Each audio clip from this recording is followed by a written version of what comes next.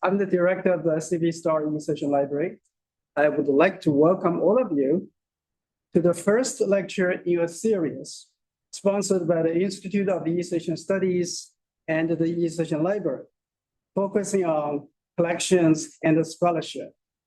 I'm also very pleased to tell you that this is going to be our first hybrid meeting where people can come to the site or log in remotely so that they can see all of you here. And this is exciting. It expands our capacity and allow people to participate from remote sites. And those lecture series will highlight books, manuscripts, and ephemera in East Asian libraries collections. And more importantly, the results of research conducted by using those collections. Before I introduce today's speaker, I would like to invite Professor Penny Edwards, Director of the Institute of East Asian Studies, to say something more about the lecture series. Professor Edwards.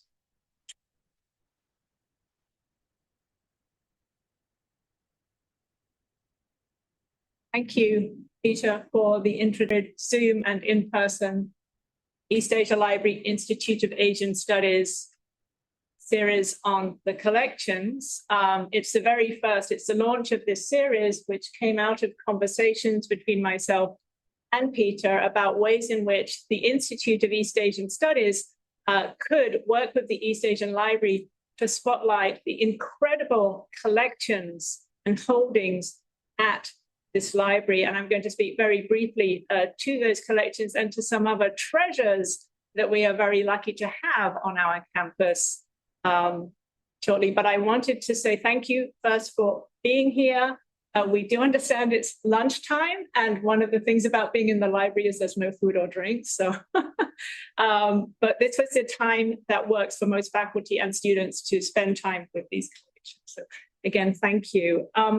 As many of you will know, the Star Library houses a renowned research collection of over 600,000 and more now, because this was from a few years back, volumes in Chinese, Japanese, Korean, and other East Asian languages. And the materials range from full-text electronic databases, which are continually growing, books, periodicals, and newspapers, to block-printed maps, manuscripts, rare Chinese, Japanese, and Korean imprints, and rubbings of some of the earliest inscriptions in the Chinese tradition.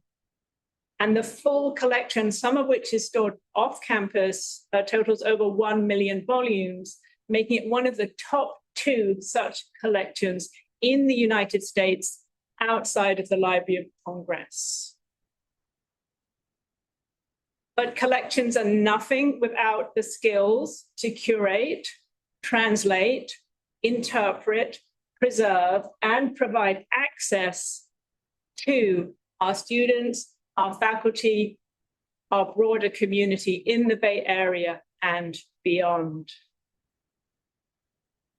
So the real treasures of the East Asian Library campus, in my humble opinion, are our curators. And this series is to honor the work of the curators as much as to spotlight the collections. And my colleague, Peter Joe, could talk more to the array of expertise and knowledge, but let me first say a few words about Peter and about the series.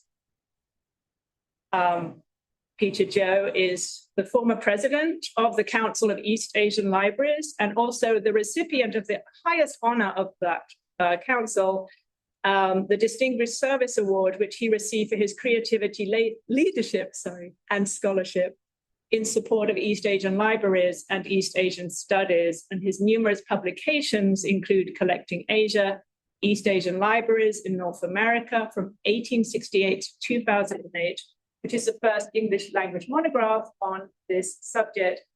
As will be clear, Peter is a leading expert in the field of East Asian librarianship, who has written and spoken widely across the field, and holds a PhD in linguistics and has many of your own research interests.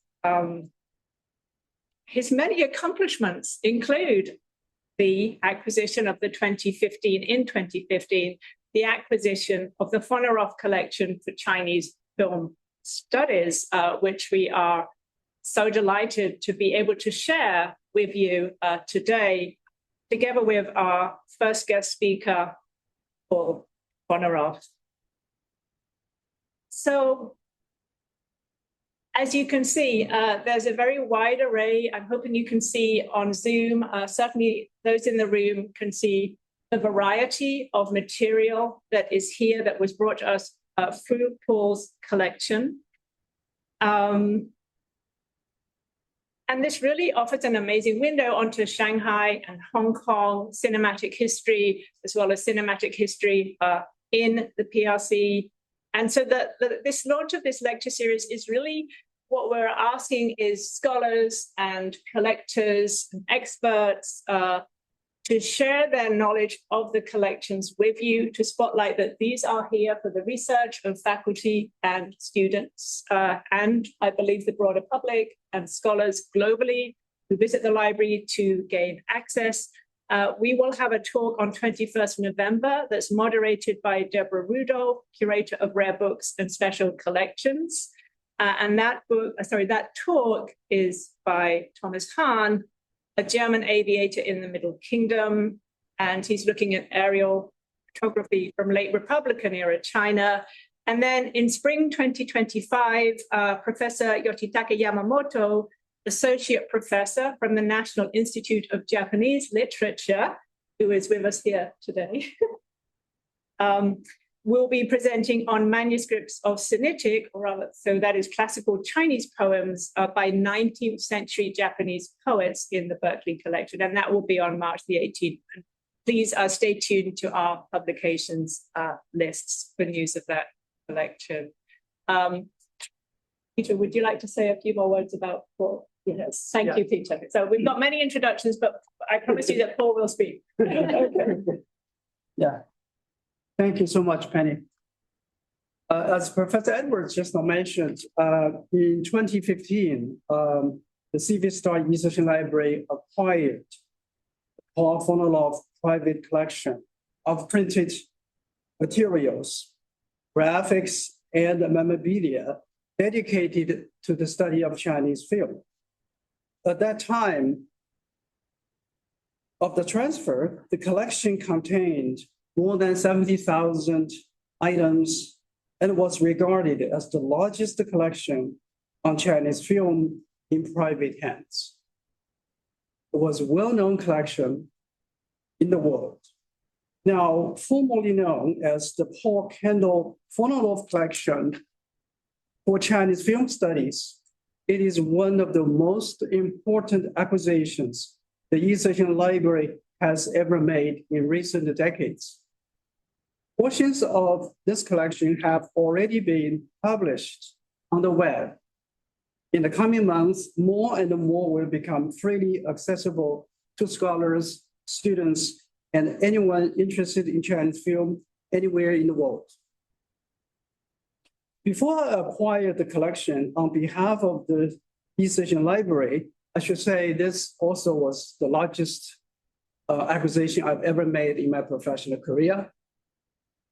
I called on Paul in Hong Kong twice to review the materials and to learn about the collection from him. I remember I treated him to Korean barbecue as a bribery to get him on board to sell us the collection, which the trick worked. Since then, I have gotten to know Paul better through his annual visits to Berkeley and our many communications and discussions over the years. So I'm very honored today to have Paul as our inaugural speaker in the IEAS-EAL lecture series on collections and scholarship. So let me say something about Paul.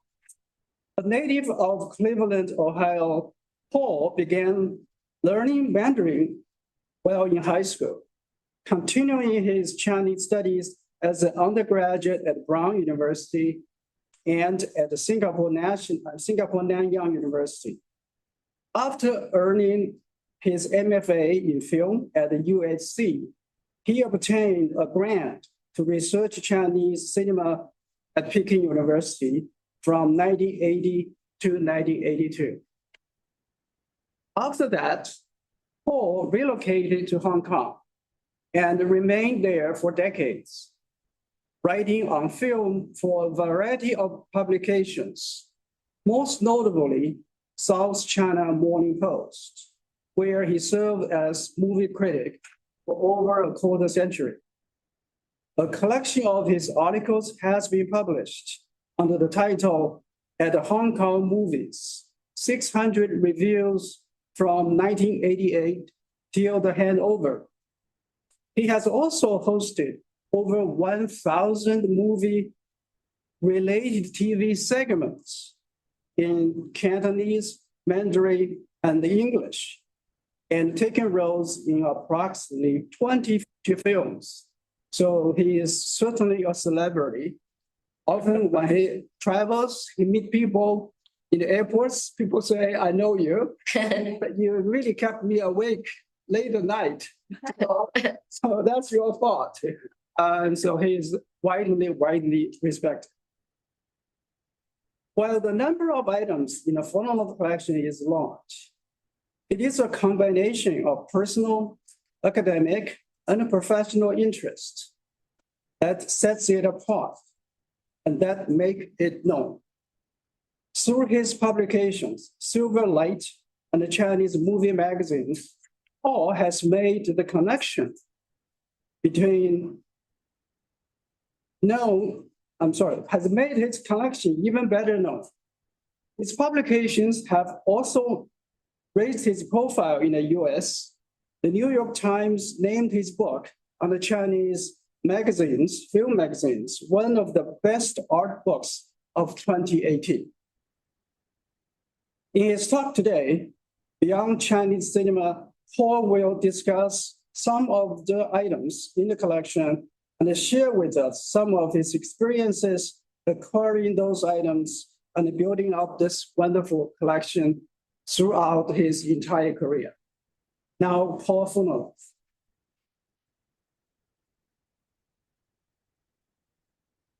Thank you, Peter. And actually, you already had me before the Korean barbecues. And thank you, Kenny, for inviting me to launch this event. It's my first Zoom event, and so you'll have to bear with me. I was trying to think about how to discuss the collection because, as I said, there's like 70,000 items, and nobody has time for all of that. So at first I was thinking, let's concentrate on the collection itself. The bulk of it is Chinese Movie Magazine, but there's a lot of items that go beyond that are different than that. But then I also thought, okay, I'll start with talking about how I began collecting. Because I've always been a collector, as my brother Bob knows. So it really started back in Cleveland. I used to collect, even my mother would take us to household sales. And I got really intrigued with postcards of, old Cleveland postcards. And, I really concentrated on that. Then in high school, junior high school, I became really obsessed with Hollywood musicals. And I started collecting sheet music. And there's a few examples here, but there's a lot more in the collection, but things like this, who knows where they are. So, as you can see. So, I mean, this is like, early talking pictures, or sometimes you have sheet music from silent films, and there was nothing really Chinese related at that time. Later, I went to school in Singapore, collect old Chinese movie things. I wasn't into Chinese movies at that time, but as a student in Nanyang University, every time I went to the movies, I did cut out the ads, and I was very meticulous. Whatever this is. Oh, this is enough from there. So, I would write, which the date and which theater I went to, and in fact, I forgot that I actually had this notebook. We found it in a box here, so I'm grateful that it's been preserved. Yeah, this is like a movie flyer from 1974 or whatever. And then later, I went to Taiwan. And in Taiwan, I also kept a notebook. This one I did remember. And so, again, every time I went to the movies, I would cut out the ad, write down the theater. I think I wrote down the cost of the ticket, or if I treated somebody and who I went to the movies with. And see here is, I went with Li Xiaojie and Xu Tai. So, and you'll also find in here, there's other memorabilia, like old movie tickets and things like that, which are actually collector's items nowadays.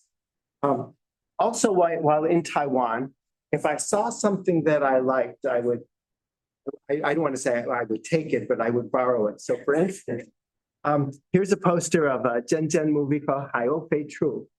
And it was on a wall underneath, but who knows what they are, and I don't dare to further damage it. But so there's other posters of Marilyn Monroe movie that they had revived in Taiwan when I was there, and that's in the collection. So I was always quite interested in collecting. So also in Taiwan, I happened to go past a bookstore and there was a stack of old Japanese movie magazines. So this is my first Asian magazines. What interested me was, I didn't know anything about Japanese movies, and actually I know very little about it now. But each magazine, also half of it was on Hollywood. So I would see the Hollywood. So this is from around 1931, 32. And there was a stack of, I think maybe about 12, and it cost $5 US. So I thought, okay, that's reasonable. And what's this one? It has just beautiful photos inside. It's a really high quality magazine. And so this started my collecting of Asian magazines. So back in Taiwan in 1976.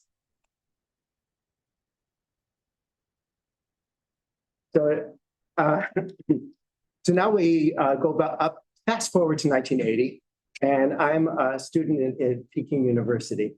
I already had my MFA from USC, and I wanted to research film at the Beijing Film Academy, but they wouldn't accept me because I was a foreigner. At that time, foreigners weren't allowed in. So I was accepted into Peking University, but as a graduate student. I was in the Chinese department, modern literature. And as a grad student, I didn't have to go to any classes because I wasn't really studying anything at Peking University. But it took me, at first I was only in the state for a year, but it took a year just to work out the connections to be able to see movies. And so at that time, again, it wasn't even in my consciousness that I could collect old movie magazines. But I always collect something. So I started collecting, you can call them like the 小人书, but it's a 电影连环画册. So they're little booklets that are made up of illustrations from the frames of the film. So it's like movie novelettes, and I collected hundreds of them. I mean, so they're quite wonderful. This is like Joan Chen Chong's one of her first films. It's not her first film. From 1979. So there were some from after the Cultural Revolution. I was able to find a lot from before the Cultural Revolution. This is one from before the Cultural Revolution, the Lady Barber with Wang Danfeng, Li Fashi, which is quite a well-known film. And so, so I collected all of these things, and whenever I could find anything. And but the big thing that I was collecting then was Mao buttons. It was just a few years after the Cultural Revolution. And of course, everybody had Mao buttons at home, but nobody wanted them anymore. And often they were too embarrassed or afraid to throw them out in public. And so every person I met, I would say to them, well, I know you have Mao buttons at home. If you don't want them, you might as well give them to me. And even people I hardly knew, every person I would ask. And so in the end, in the first year, I collected 2,600 different ones. And so there's all kinds, like these might go on a book bag, the big ones. And, and then and they all, I would, even if it had the same front, if there was something different on the back, so this one says, Mao Zedong wants say, so I would consider that a different one if it had a different front or a different back. So all of these have different instructions, and then there's also, here he is. Yeah. So the first year I collected about 2,600 different ones, and some of them were porcelain, which I broke, and I used to have them on one of the beds in my dorm room, and when people would come over for the tour, and I show them, and then the pièce de résistance, I turn off the lights, and there were ones that glowed in the dark. So, but then I was afraid that if I carried so many out at one time, the customs officials might freak out. So every time I went to Hong Kong, I took out more and more Malbons. So the second year, I was able to collect another 2,600, but I had no way of comparing them to the first batch. And so, anyway, they're all here at the library. This was really, and my other I guess my main principle was I would not pay for any of it. And people wanted to get rid of them. The time to collect things, I'm really convinced, is you have to be absolutely passionate about it, and nobody else should be passionate about it. I mean, that's the time to collect. And so one time I broke my rule. There was a woman in Yunnan, and she had a bag with about 100 of them that she was selling for 5 RMB. So, okay, I broke my, but otherwise, yeah, I wouldn't pay for them. So, so anyway, the next phase of the collecting was, I was working on a film called Taipan, which actually had Joan Chan in it.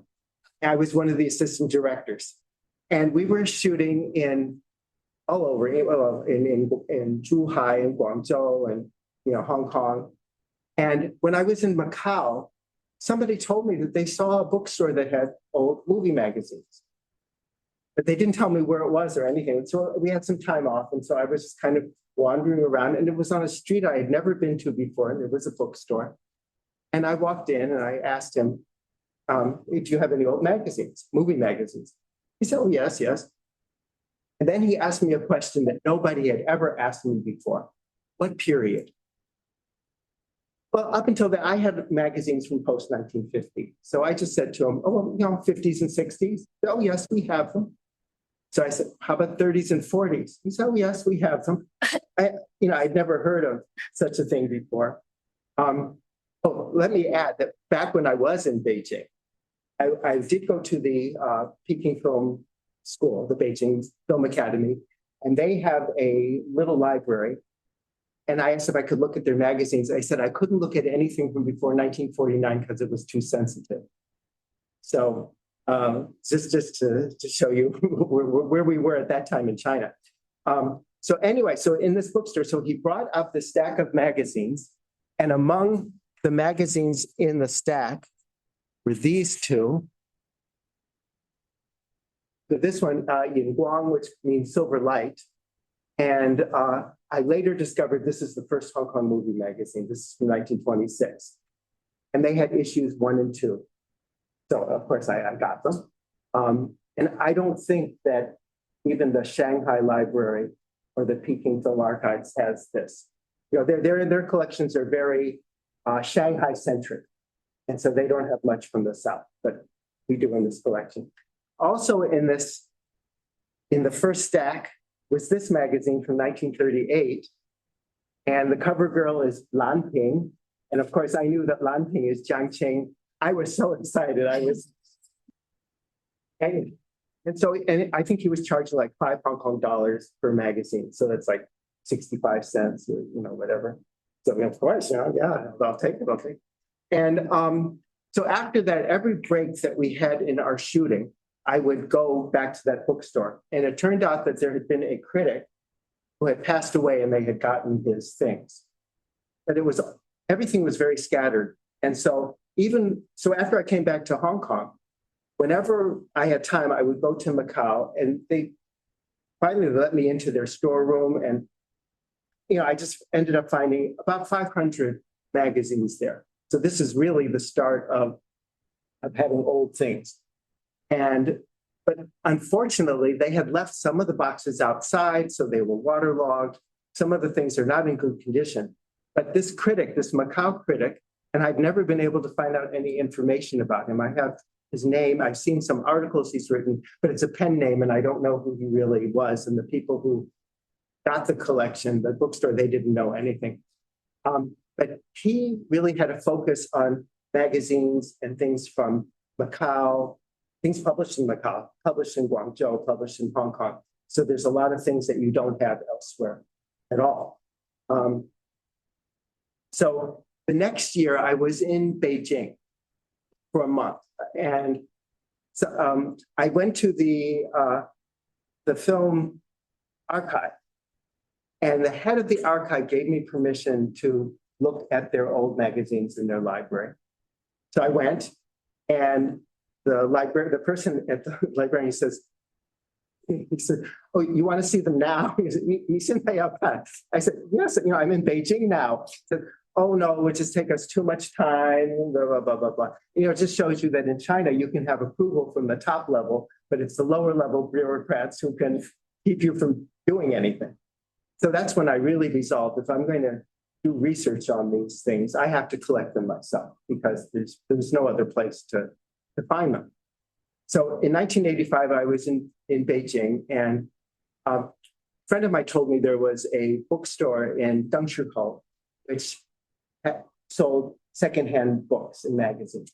But he didn't think there was going to be any movie stuff there.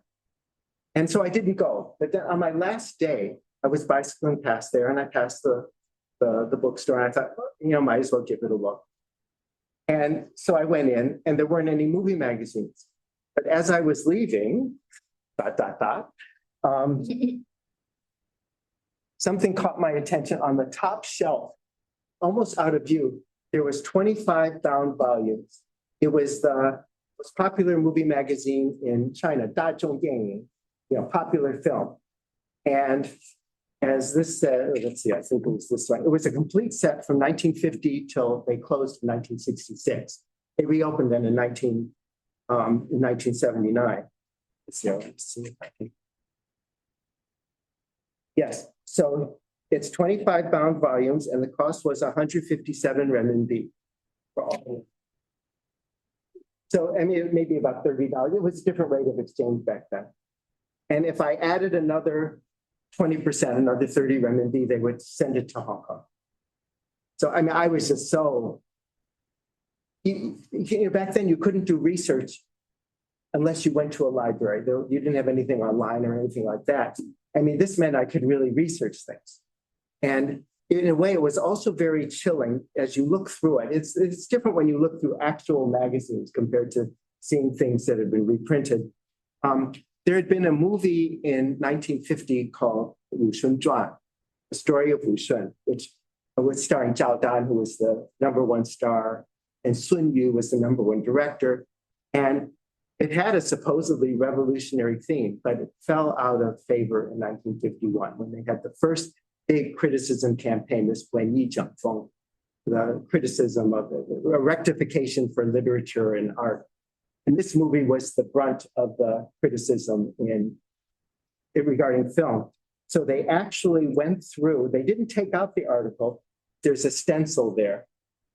And it says, this article has serious errors. Please refer to the criticism article, volume 2, whatever. And then there's another stencil here, because Zhao Dan wrote a series of articles on how I acted Wu Shun. And so this one says, this article has serious errors. It's null and void. So it's something that you don't get if you just happen to look at the magazine online. So, oops. 2 of those. So when I got these, I felt, okay, this is really the beginning of a collection. They have 25 volume set of the major movie magazine of before the Cultural Revolution. So then I really began to think more about collecting. but I still had never seen anything really old except what I had seen in Macau that time. Then in 1986, I was in Shanghai, and I was friends. I think some of you might know Chen Xihe. He was later the chairman of the Department of Film at Shanghai University. But we had been grad students together. Oh, my last, I was in Beijing for a year, and then I applied for a year's extension because I'd finally gotten enough contacts to do some research. And my last 2 months, they finally allowed me to go to the archive to watch films with the first group of graduate students in film. And among them was Chen Xihe, who later became the chairman of the film department at Shanghai University. And he's from Shanghai. So when I was in Shanghai, we went to this bookstore on Fuzhou Lu. And then again, it was a secondhand bookstore. And I went upstairs, and every surface was covered with old movie magazines. And it was just, for me, just amazing. And so, of course, I bought everything that there was. But another thing that they had there, let's see, where, here. They had so many things that I became very spoiled. And I was thinking, well, I don't want non-movie magazines. But they had a collection of this magazine called Linlong. And it's just a small magazine. And they had, I think, 161 issues for 161 renminbi. And they're dated from the early to mid 30s. And so I didn't get them. But as soon as I left the store, I thought, well, they do have a lot on movies. In fact, in other here, for instance, here's Alice Faye is on the back cover.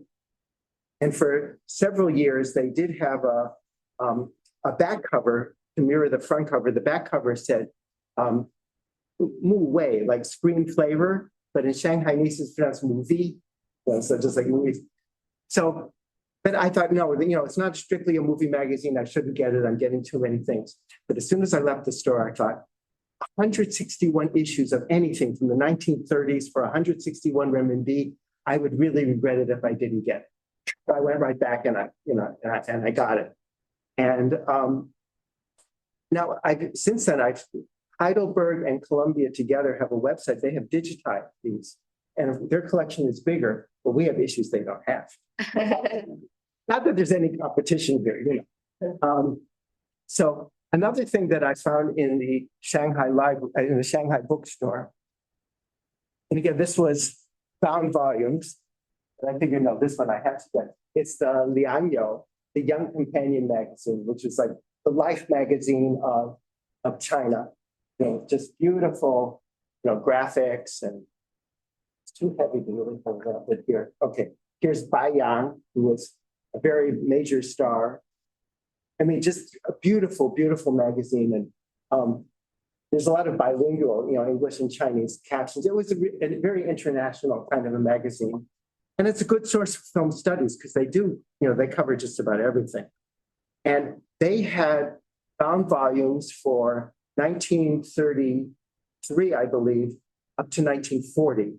For the pre-1933, they have, it's not complete, but they have like from the late 20s to the early 30s in one volume. So of course, I got it.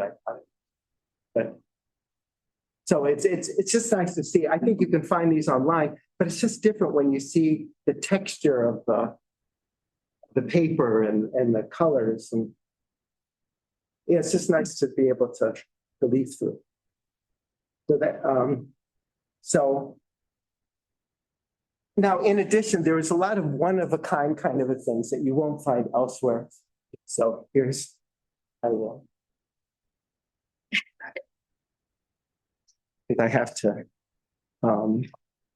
show the camera, but just leave it. Yeah. It's Chinese, but a lot of the photos have English captions as well. And some of the articles have like a brief English summary, but I would say it's probably 90% Chinese, but they were trying to cater to everybody. Yeah. So some of the magazines that you won't find in any other collection, for instance, I found this one in a flea market in Beijing. And when I opened it up to look at the date, it said 民国11年, the 11th year of the national period, which is 1922. So I said, 民国11年, 民国11年, I'd never seen anything in 1922. So this, it turns out, and Charlie Chaplin's on the cover. It turns out this is issue number 3 of one of the earliest film magazines. Depending on how you define film magazine, this is either the first or the second movie magazine. And the Shanghai Library collection, they have, I think, issues 1 and 2, but they don't have 3. And I don't have 1 or 2. And then, this is somebody who I hardly knew. He was, I had a friend in Hong Kong, and she had an Australian friend who was going to Taiwan. I hardly knew him, but he's found some magazines and he brought them back for me. And among them was this magazine. And it turns out you won't find this one elsewhere. It's 电影画报. But actually the original name of it was 满洲映画. So it's from Manchuria, from Manchuria, the puppet state during World War II. And it was just really exciting to see this. Oh, this one, this Manzhou Yinghua, and it says Man Wen Ban. I thought, wow, it's going to be written in Manchu, but it's not, it's Chinese.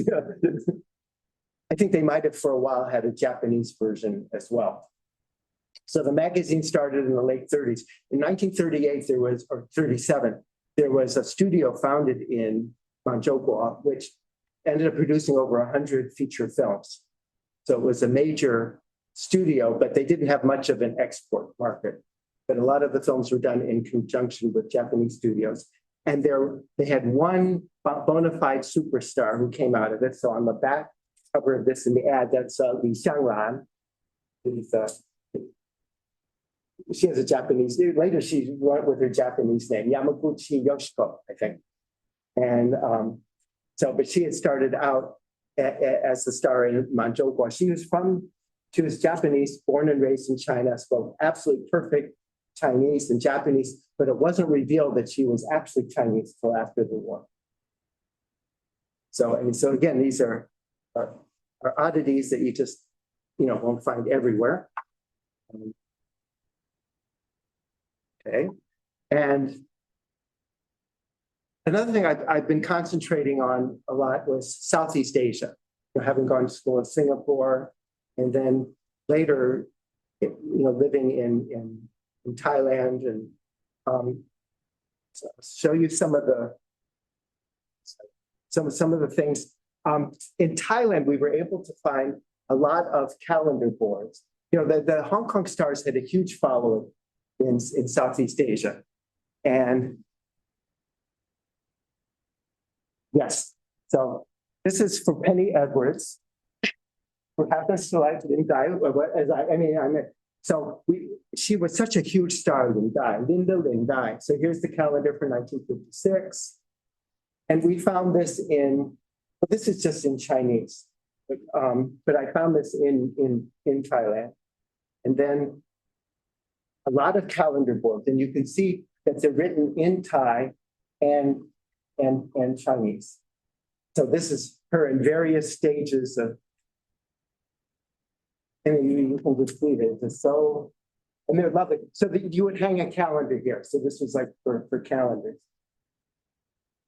And for those of you not familiar with Lin Dai, from her first film in the early 50s, when she was about 17, she instantly became a star. And up until 1964, she killed herself when she was 29. But I mean, without a doubt, she is, and just for the sake of variety, here's a left-wing star. She was with the right-wing Shaw Brothers. Well, she was with various studios. But here's the Hong Kong's #1 left-wing star, Xia Meng, who was a real beauty. the films weren't so overtly political. So when you say left wing, right wing, actually the films weren't all that different. But certain films could be released in Taiwan and certain films could be released in China. Again. So the collection has a lot of calendar boards and I'll just put this as a pile. Oh,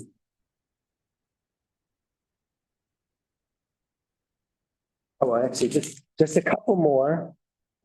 We brought them up from there. So if last year, if you saw in the musical series, there was Mambo Girl with Grace Chang. So here she is, very demure. And Good Deed, who was another huge star who also killed himself. And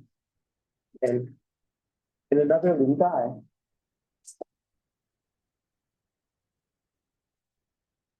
Then we go next to, we can go to the, so one thing that the collection has that I think is really remarkable is lobby cards. And Peter and everybody, they've already digitized, I think, like 20,000 lobby cards.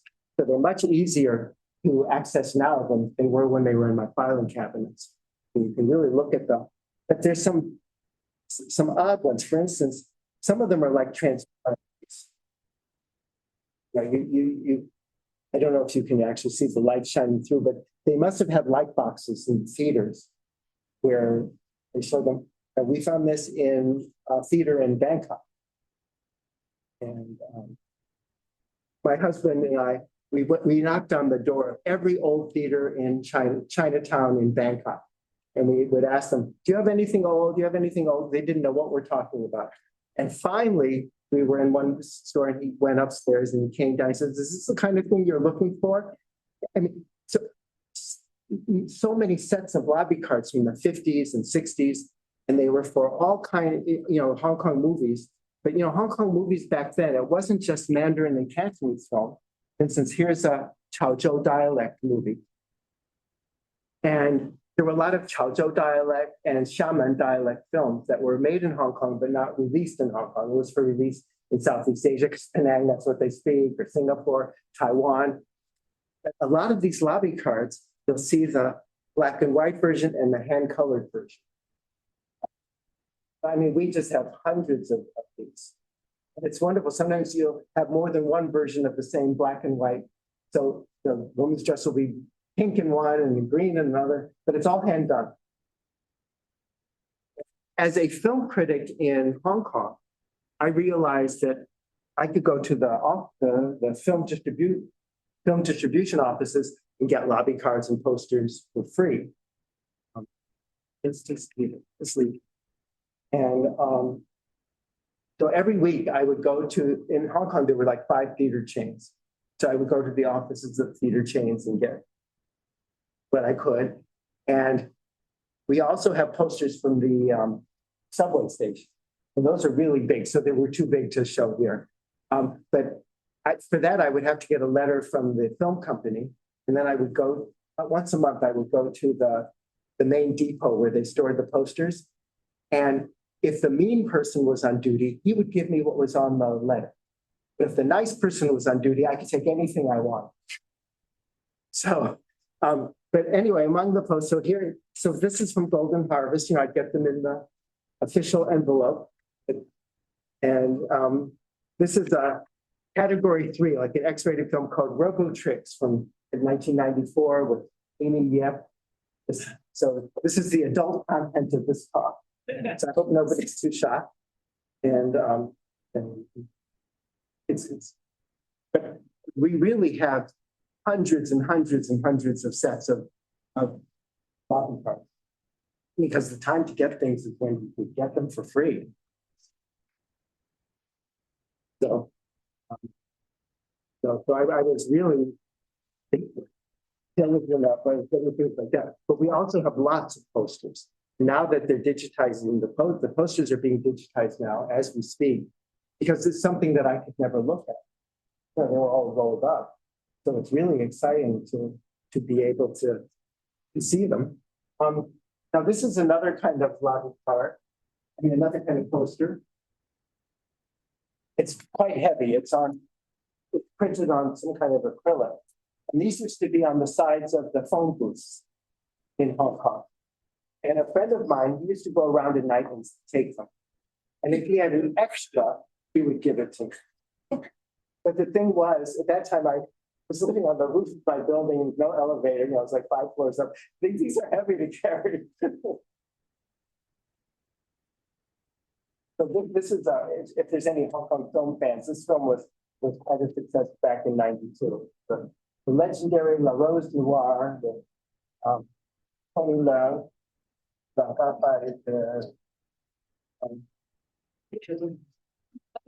yeah, no, they're heavy, but it's quite. Oh. So, okay, again, among the, we can go into more kind of oddity kind of things. So in Bangkok, we came across this man in his 90s, and he was at a flea market selling things, and he didn't have much movie stuff, but he said he had things at home.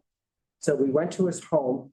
The only thing we found, he had cigarette cards from the late 1920s and early 1930s. So these are all with, you know, with movie star. This is all with Hu Die, Butterfly Wu, who was the #1 star of her time. And they're all from Shanghai, of Shanghai Tobacco Company. And he had a lot of these. So, you know, we got what we could. And in Penang, there was a lot of things available, especially like, so there's like these greeting cards, you know, see the front, and this is, so, you know, it says like best wishes for the new year, and it's all Hong Kong stars of the early 1960s. So we have a lot of things like that in the collection. And I think it just gives you a feel for how much Hong Kong popular culture was a part of the Southeast Asian experience of that time. You know, the Chinese diaspora was so enthusiastic about Chinese and Hong Kong. So also here is some photo. These are also kind of heavy. They have a chain in the back. These were hanging in movie theaters. So that's chain.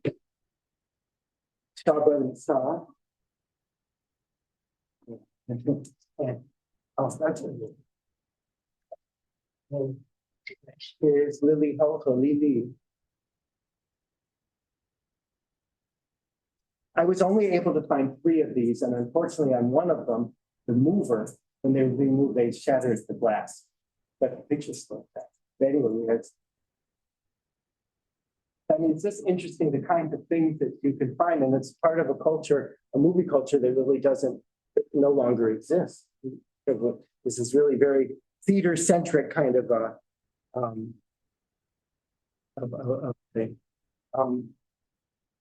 See, we have, I have to find them here.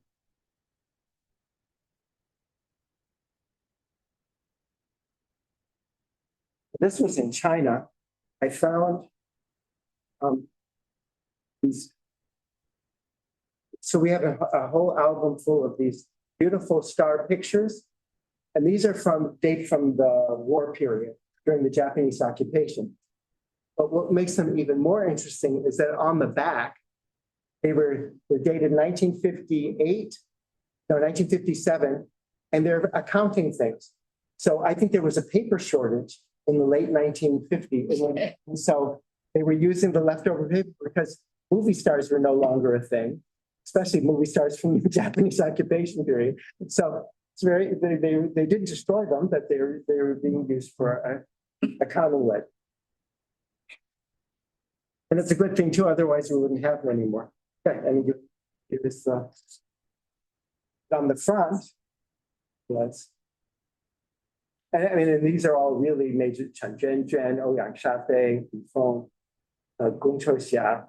So anyways. So I mean, And in fact, in this notebook, here, these are bookmarks from the early 40s, all with movie stars on them. There's little movie star pictures there. And again, major stars.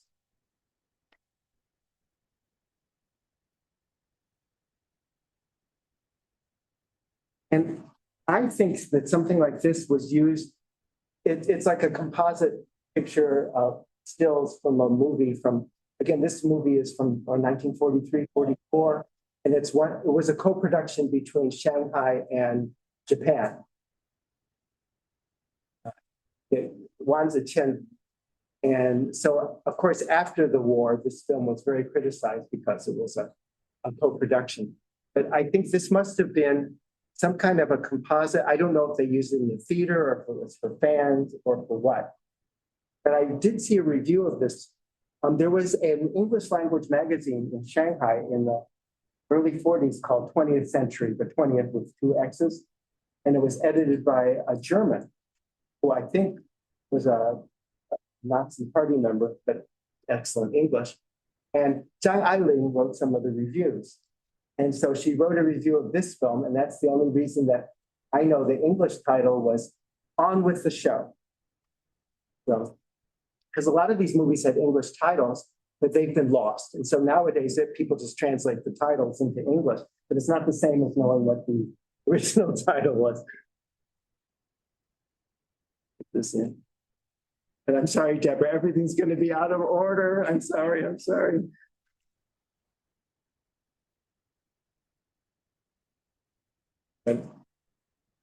And we have some beautiful, star portraits. This is, and you can see the stamp. I don't know, it's like an embossed stamp from the photographer. This is Chen Zhenzhen, who had been a child star. So there's a lot of interesting. Oh, and this is from Harbin, I think. So there's a lot of interesting items in the collection that go beyond.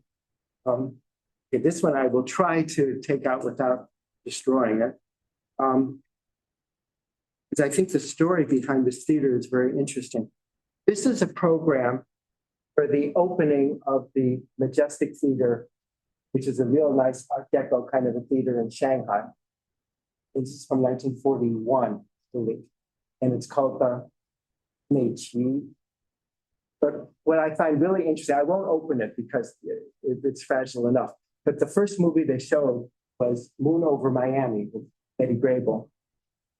Now, this theater was called the Majestic first. And then they had a competition to come up with the Chinese name for the theater. So they came up with Beiqi. And so the movie Moon Over Miami, they incorporated that into the Chinese title. So they called it Mei Yue Qi Hua. I think it's very rare that you would incorporate the name of the theater into the name of the movie. So inside is the program for the opening, but again, it's falling apart. So I didn't open it. So in this notebook, there's just lots of stills, and there's one here. So for instance, this is a portrait. It's Yan Meiyun. This is from the mid-30s, and it's by a photographer called Chen Jiazhan. And he's a photographer who I'm working on a book on now, because in the collection, we have 400 or 500 of his photos, and he's a really brilliant photographer. He died in 1936 at the age of 24 of tuberculosis. And one of his main big accomplishments, he was an editor. He was actually quite famous in his own right. But he published a series of photo albums for 8 of the major stars. And so here's the one for Ran Lingyu. And they're all, these full page photos. And then a lot of them you will see colorized as magazine covers. I mean, he was quite ubiquitous personality. There was a scandal involving her and a scandal involving another star. So he was in the news and he was well known. And then he passed away. And of course, after a few years, nobody remembered him anymore. So anyway, so we're doing a book on that.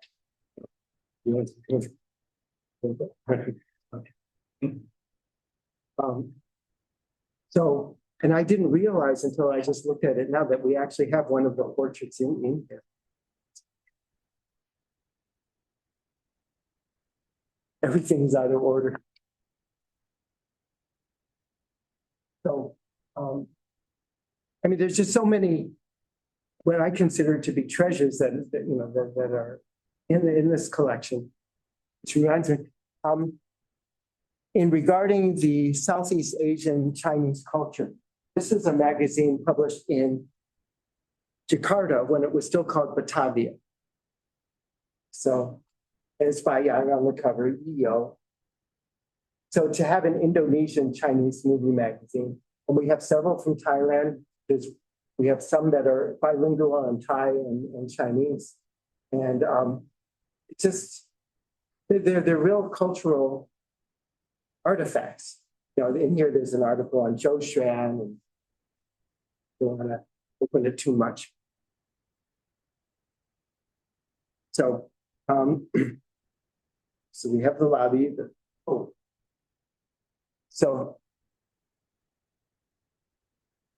Here's some more. We'll get these open. That's okay.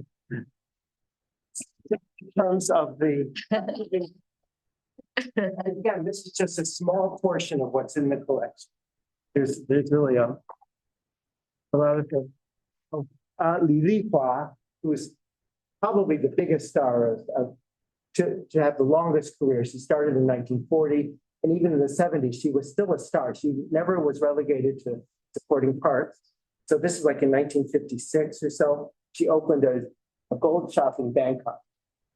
So that's her testimony in Thai and Chinese. And this is from Malaysia, and it's for sausage. It's a sausage container with Grace Chang. And I'm sure she had no knowledge that she was hawking sausages. And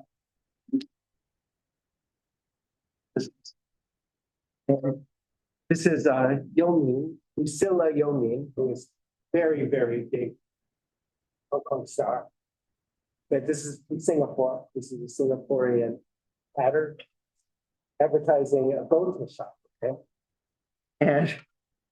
and here's a cookie tin with from Malaysia. So I mean, again, it's just reflecting the ubiquity of Hong Kong popular culture in Southeast Asia at a certain time. Song books. So as we see, this is different when you're doing it on Zoom. You have to go to the podium.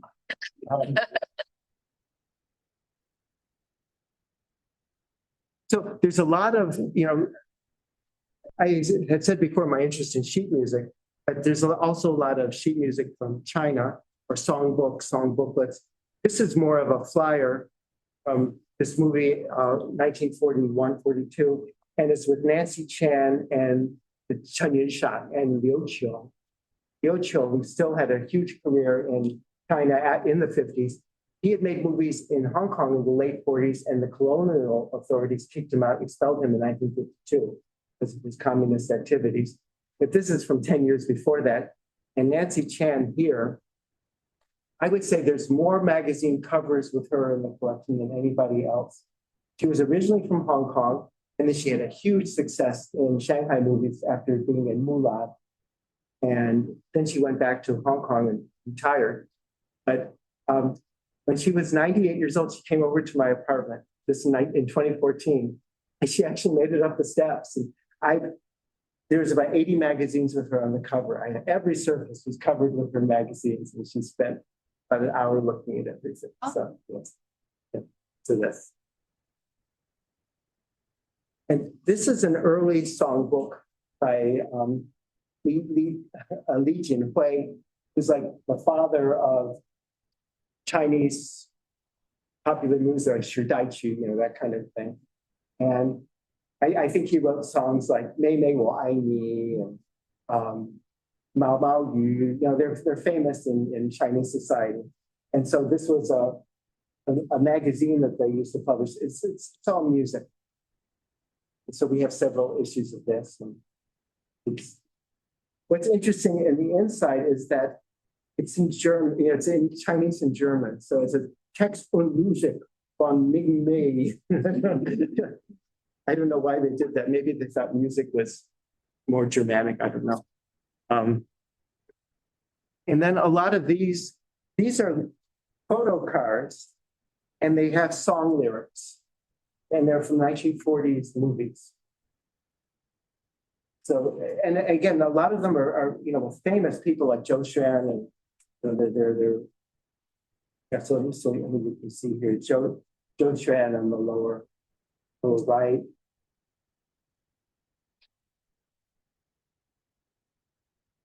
And in fact, when I found this, I think it was actually in this notebook. Oftentimes I had to put them into notebooks, but and then there's lots of movie star pictures. It's Zhou Manhua, who was also from that period. So anyway, we have just tons and tons of, well, not tons, but lots of movie pictures. In this notebook here, these are small stills from movies from the early 1940s. And it's like a whole packet of things that they would send to magazines or newspapers for them to use in their publication. So it's complete sets of stills from different films. And it's from the early 40s. So, when they have the title of the film. I agree.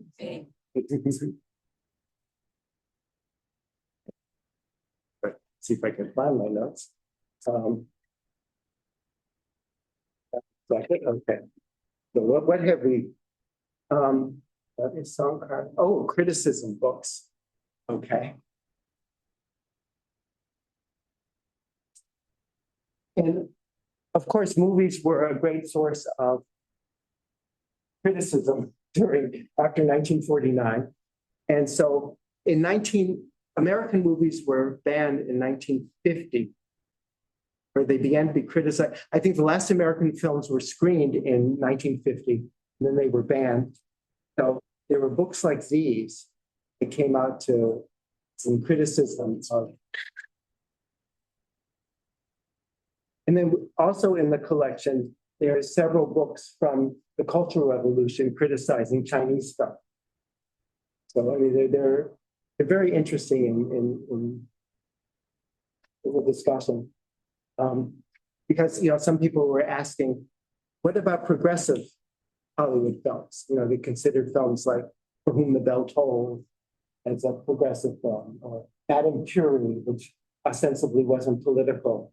And so there's, why do films like that happen today? I mean, the answer was basically it's all big Americanism, dominate what you read, so that you have to root out the whole thing. So now we're getting towards the end, final. I wanted to show.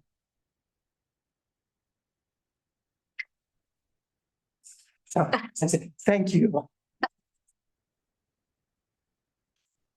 So this is a Hong Kong Film Award that was given to Chris Doyle for cinematography and Ashes of Time.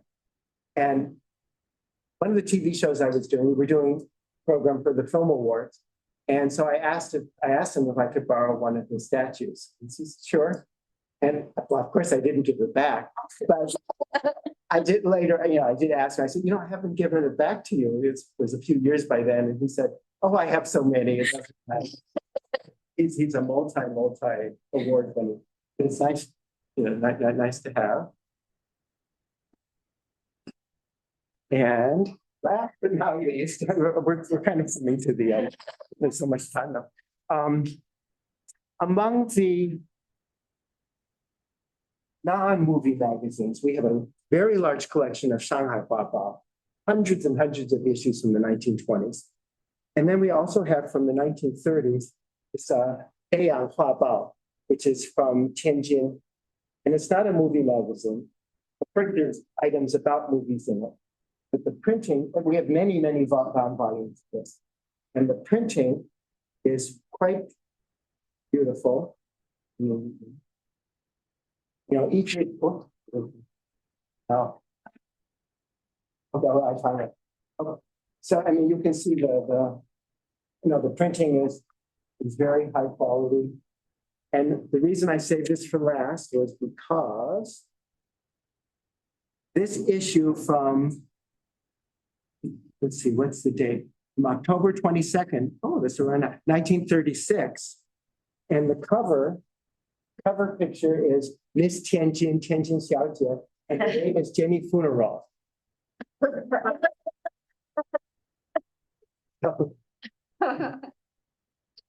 So I don't know if we're any relation there. And in the issue before that, there is more news about her. I mean, our family was known for their beauty, especially. So here's another picture of her, a little article about her. And so I always found this very intriguing. But again, we have many issues of, I mean, really, literally hundreds of issues of this Beiyang Huabao and the Shanghai Huabao. So I think it's also a great source for people doing research, even if it's not in movies. So I think we pretty much covered all the items that made a mess of everything. Yeah, Big poster. Yeah, I think we can go to the next Q&A, but I will say a few words. Oh, sure. Okay, yeah. Okay, thank you. Let's give Paul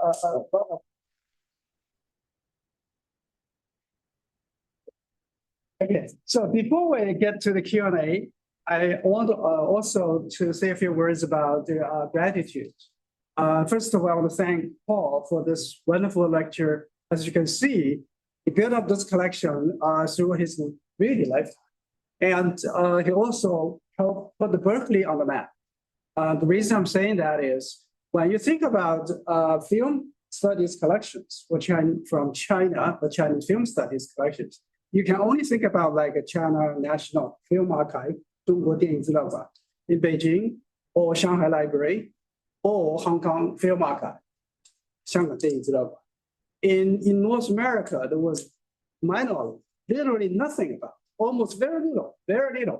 There's no coherent collection in this area.